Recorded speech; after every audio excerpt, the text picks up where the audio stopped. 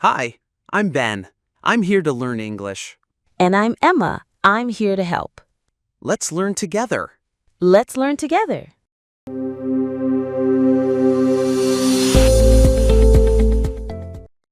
Hey everyone, welcome back. Today we're doing something super practical for IELTS speaking. We'll run through real style questions and we'll model band 8 to 9 answers with vocabulary you can steal, borrow immediately. Exactly. Think of this episode like a guided gym session for your speaking muscles. We'll do part 1 warm-up questions, then a part 2 long turn with a cue card, then part 3 discussion. And we'll keep pausing to highlight the high-level vocab and structures. And we'll explain them in simple ways so you can actually use them, not just admire them from afar. Let's start with part 1. Short questions, natural answers, no many essays. Ready, Emma? Ready? Okay, part 1 topic. Hometown. Where are you from? I'm from a coastal city in the south. It's not huge, but it's lively, especially in summer. What I like most is that you can get anywhere on foot, and there's always a sea breeze. So even when it's hot, it feels bearable. Nice. Let's slow that down for listeners. Coastal city, lively, sea breeze, bearable. These are simple but precise. Band 8 isn't about using obscure words every sentence. It's about choosing the right word. Totally. Also, notice I used a little contrast. Not huge, but lively. That's a clean way to show control. Next question. What do you like about your hometown? I'd say the sense of community. People look out for each other, and even neighbors you don't know well will still say hello or offer help. It makes daily life feel warmer, if that makes sense. Great phrase. Sense of community and look out for each other. Those are natural collocations. If you say people help each other, it's fine, but look out for each other sounds more fluent. Yeah, and I added, if that makes sense. Little discourse markers like that make you sound natural, not forced, not robotic. Next, has your hometown changed much in recent years? Quite a bit, actually. Over the last decade, it's become more developed. There are new shopping centers, more cafes, and better public transport. At the same time, some older neighborhoods have been knocked down, which is a bit of a shame because they had character. Lovely. Quite a bit. Over the last decade, more developed, knocked down, had character. This answer shows range and also opinion. And, which is a bit of a shame, is soft, polite judging. IELTS loves that kind of nuanced language. Part 1 topic shift. Daily routine. What's your typical weekday like? On weekdays, I'm usually up around 7. I'll have a quick breakfast, nothing fancy. Then I head to work. My mornings are normally back-to-back with meetings, so I don't really get a breather until lunch. In the evening, I try to unwind by going for a walk or watching something light. Back-to-back meetings. Great. Get a breather, unwind. These are C1 level everyday phrases. Not academic, but advanced. Exactly. The trick is advanced natural English, not advanced dictionary English. Do you prefer mornings or evenings? I'm definitely more of a morning person. I feel sharper early in the day, so I like to tackle anything that needs concentration before noon. Evenings are more for recharging. Great phrasal verbs. More of a morning person. Tackle, needs concentration, recharging. And sharper is a nice adjective for mental focus. Quick tip for listeners. Try to avoid repeating, I like, I like, I like. Use variety. I'm into. I tend to. I'm more of a. I'd rather. Part 1 topic, technology. How often do you use social media? Pretty often, to be honest. I use it daily, mostly to keep up with friends and news. But I try to be mindful of how much time I spend scrolling because it can be a bit of a time sink. Mindful, scrolling, time sink. That's very band 8-9. Time sink is informal but accurate. Great for speaking. And notice I didn't say I'm addicted. Too strong if it's not true. I said pretty often and added balance. Do you think social media is a good thing? Overall, yes, but with caveats. It's brilliant for staying connected and for learning about different perspectives. On the flip side, it can fuel comparison and misinformation. So I think it depends on how people use it. Nice. With caveats means with some warnings. Brilliant, different perspectives. On the flip side, fuel comparison, misinformation. This answer is organized and uses clear signposting. Signposting is huge. It's like giving the examiner a map. Okay, part one, final mini topic. Food. Do you like cooking? I do actually, when I've got the time. I wouldn't call myself a chef, but I enjoy experimenting with simple dishes. It's satisfying to make something from scratch, especially when you share it with people. Experimenting from scratch. Satisfying. Great.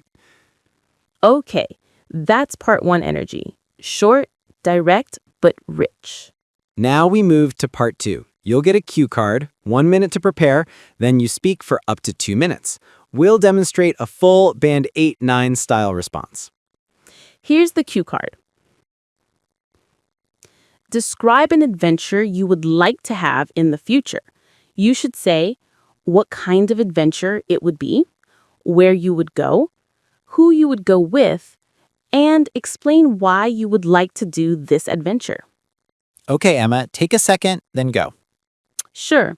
So an adventure I'd really love to have in the future is doing a long hiking trip in Patagonia, in the south of Chile and Argentina. I've seen photos of those jagged mountains and turquoise lakes, and it looks absolutely breathtaking. I'd go during the warmer months, probably around late spring, because the weather is more stable and the trails are safer. Ideally, I'd do a multi-day trek, something like the W Trek, where you camp overnight and wake up right in the middle of nature. I wouldn't want to do it alone.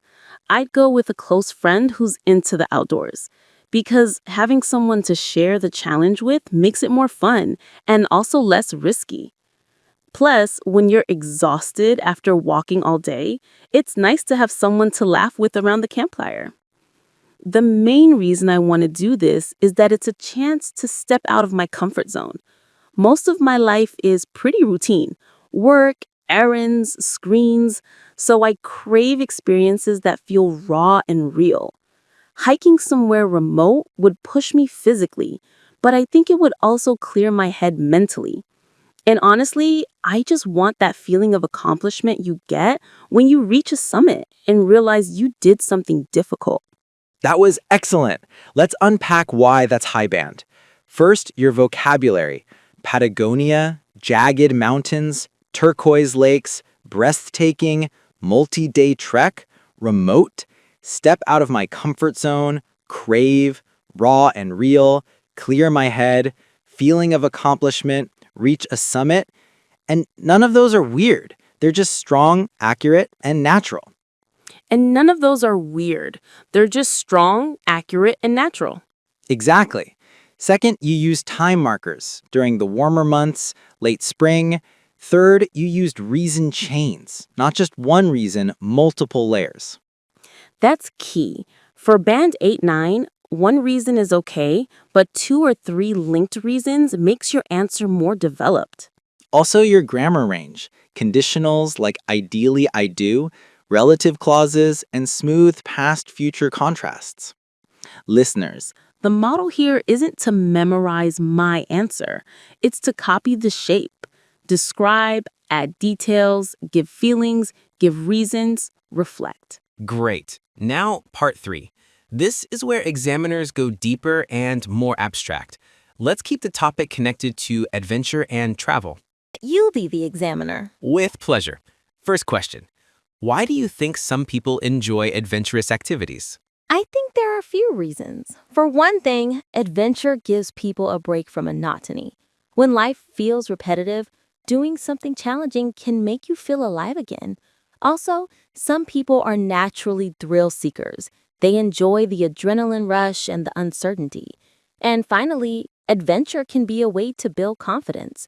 When you prove to yourself that you can handle something tough, it changes how you see your own limits. Super strong.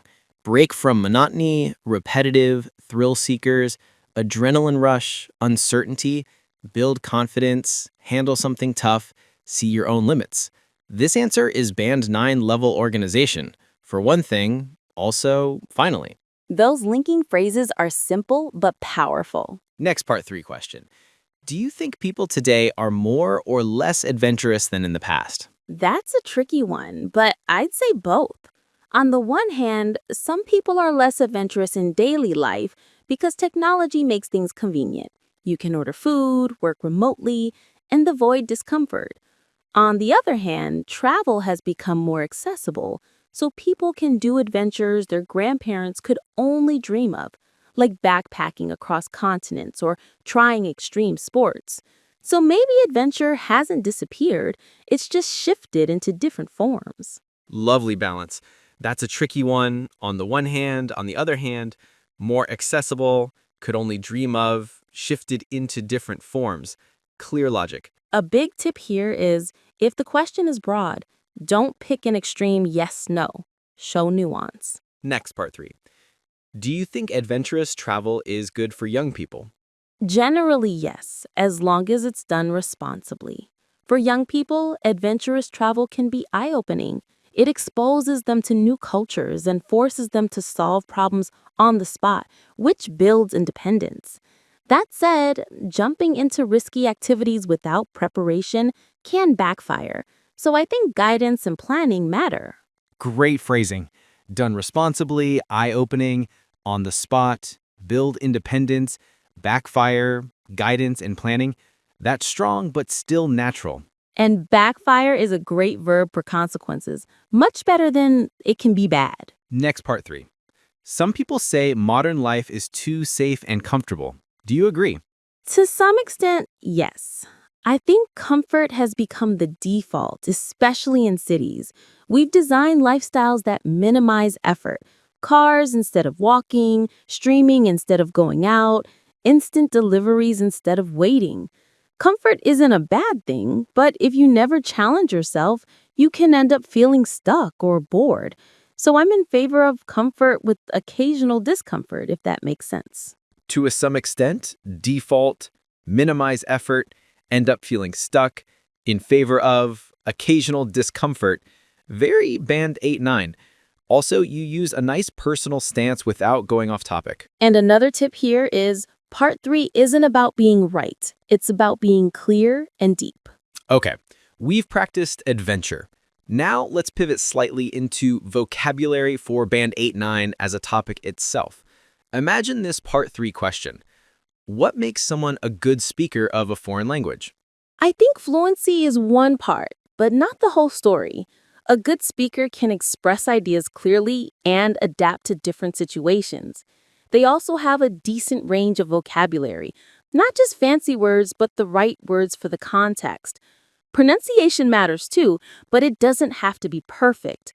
Being understood comfortably is more important than sounding like a native speaker. Great. Not the whole story, express ideas clearly, adapt, a range of vocabulary, context, doesn't have to be perfect, being understood comfortably. This is exactly the kind of language you want. And notice how I soften claims. One part doesn't have to be perfect, more important than, softening is a Band 8 feature. Another question.